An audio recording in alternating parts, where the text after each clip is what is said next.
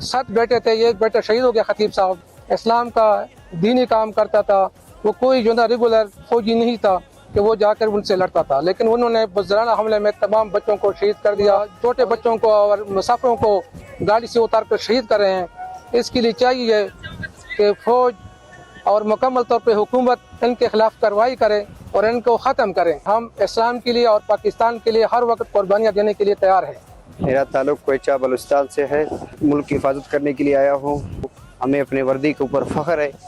मैं अपने मुल्क के नौजवानों को ये पैगाम देना चाहूँगा कि वो भी फोर्सेस को ज्वाइन करें और मुल्क की तरक्की और खुशहाली के लिए अपने फ़राइज़ सर अंजाम दें।